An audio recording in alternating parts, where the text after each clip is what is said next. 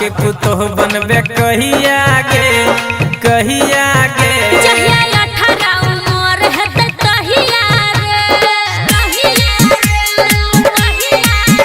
हमरा पापा के पुतोह बनबे कहिया गे हाँ कहिया गे जहिया 18 उमर हेतै तहिया रे कन्या बन के अभी घरे कहिया गे हाँ कहिया गे हाँ कन्या बन के घरे अभी कहिया गे कहिया गे जहिया 18 उमर हेतै तहिया रे हमरा पापा के पुतोह बनबे कहिया गे कहिया गे जहिया 18 उमर हेतै तहिया रे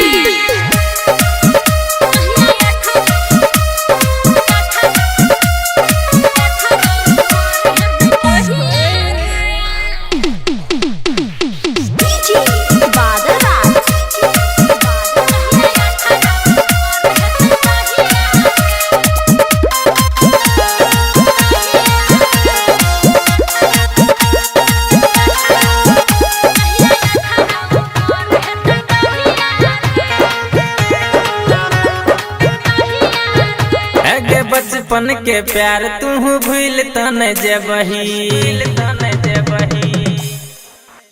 अगे बचपन के प्यार तू भूल तन जेबही 18 से पहले बदल तन जेबही राखे भरोसा बदलबो ने हमरे टाइम से पहले पहुँच जेबो हमरे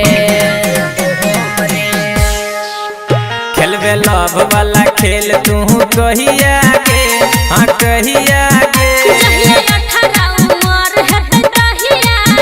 हमरा पापा के पुतोह बनबे कहिया गे हाँ कहिया गे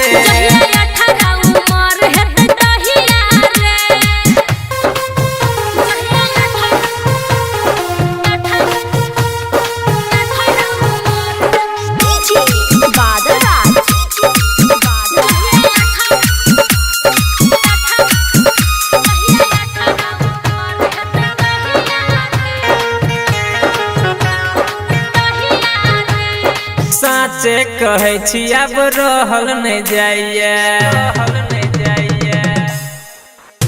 अगे साचे कहै छी अब रहल नहीं जाइए तोहर जुदाई अब सहल नहीं जाइए किछ दिन और दिल के समझा ले दै छियो किस मन के तू बुझा ले अगे ज्ञानू घर जब भी गोरी कहिया गे हाँ कहिया गे हमरा पापा के पुतोह बनबे कहिया गे हाँ कहिया गे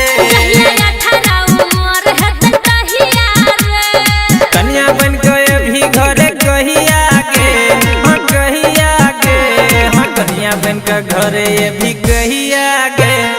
कहिया गे हमरा पापा के पुतोह बनबे कहिया गे हाँ कहिया गे 18 कैला तो 20 पुगा दही तब अभिया।